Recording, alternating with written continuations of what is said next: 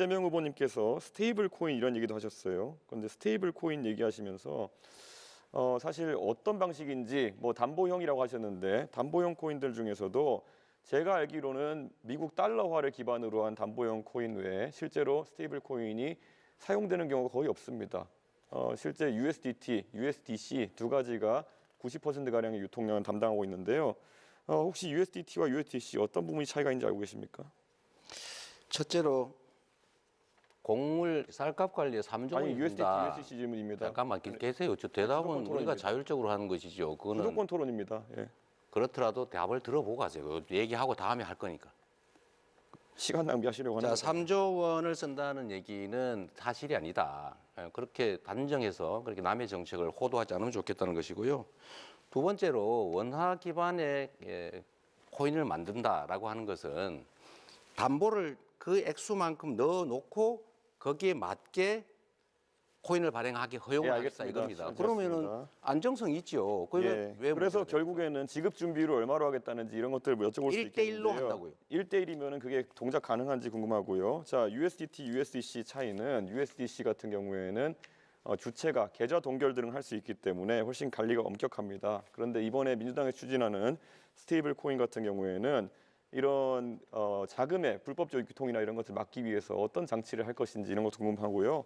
예를 들어 USDC 이런 것들은 대북 송금 같은 걸 하더라도 그걸 전부 다 계좌를 동결할 수 있기 때문에 조금 더 안전한데 이런 스테이블 코인에 대한 구체적인 전략 없이 실제로 그냥 이야기해버리게 되면은 작전주 하시던 것처럼 그냥 시장을 들썩이게 하는 효과밖에 없다 이렇게 말씀드릴 수 있을 것 같습니다. 이게 코나이 같이 또 어떤 기업이 맡아가지고 이런 사업을 진행하게 될지 갈수록 궁금해지고 있습니다. 답을 좀 할까요? 아니요. 그리고 민주당이 사실 허위사실 공표에 대해서 행위 부분을 삭제하겠다 이런 말을 하면서 이런 토론 자리에서 자유롭게 좀 말하자 이런 취지로 입법을 하는 걸로 알고 있는데요.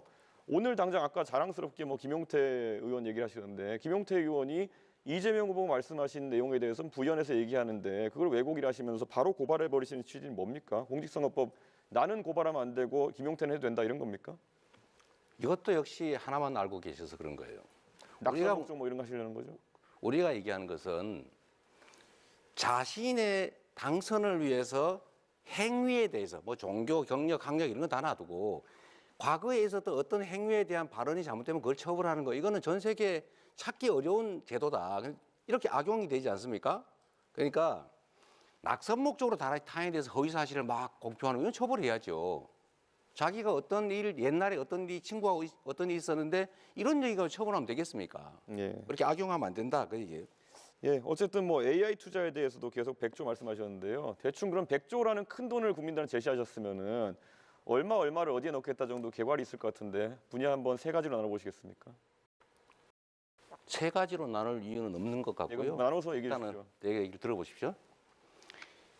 100조 원이라고 하는 것은 당장 100조 원을 정부 재정으로 만들겠다는 게 아니고 AI 관련 산업에서는 연구 개발도 필요하고 지원도 필요하고 투자도 필요한데 정부가 모태펀드 등을 만들어서 민간 자본을 유치해서 연차적으로 100조 원 정도를 투자하겠다 그 말이니까 그 세부적인 내역을 어디다가 투자할 거, 어떤 회사에 투자할 거냐, 어떤 연구에 투자할 거냐라는 것은 또 검토해 가면서 만들어가는 것이죠. 예, 알겠습니다. 세부적으로 계획도 없는데 100조 원 넣겠다는 말씀 잘 들었고요.